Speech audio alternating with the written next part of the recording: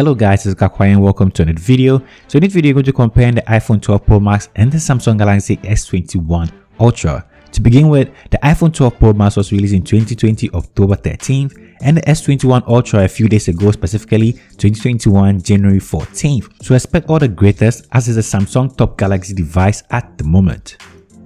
The Pro Max has a height of 6.3 inches and a width of 78.1, and the S21 Ultra has a height of 6.4 inches and a width of 75.6. Both have a front and back glass, a Corning Gorilla Glass Victus on the S21 Ultra, both supporting wireless charging. The Ultra of course has reverse wireless charging to charge other devices.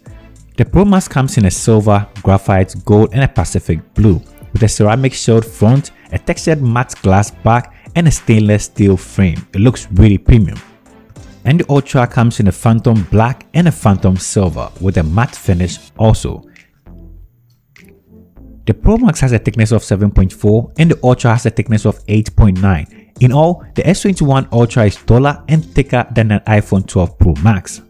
For the display, the Pro Max has a Super Retina XDR OLED panel. This supports HDR10 and has a brightness of 800 nits to 1200 nits, all at 6.7 inches. And the Ultra has a 6.8-inch Quad HD AMOLED panel with an Infinity O display with a PPI density of 515 and a 120Hz display. All in all, the screen on the Samsung Galaxy S21 Ultra is currently one of the best in any smartphone. You know, the Samsung devices, their top tier smartphones have amazing displays, so this is no different. It also supports Wacom technology, so this time around you can actually use your stylus with your smartphone. This I think a lot of people will like. For the internals, the Pro Max has an A14 Bionic chip. This is a 5nm chipset and has 6GB of RAM. We all know the 6GB of RAM is no bad. With iPhone devices, this does really well, it performs really well, and the 6GB of RAM has never been a detriment.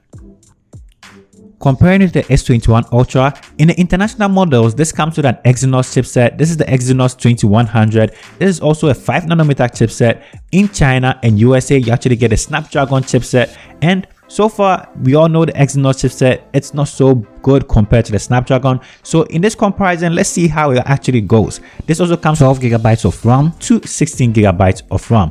Both devices on Geekbench, you can see the multi-core score and the single core score on the iPhone 12 Pro Max is still high.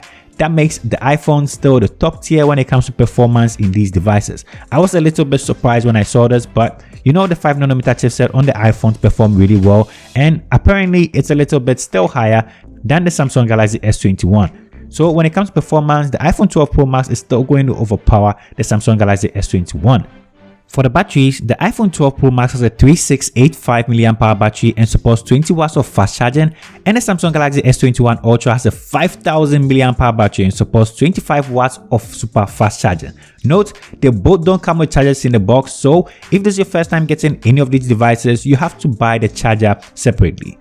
Checking out the cameras, the Pro Max has a 12 megapixel camera system, an ultra wide at f2.4, a wide at f1.6, and a telephoto at f2.2. A selfie cam is a 12 megapixel sensor 2 at f2.2.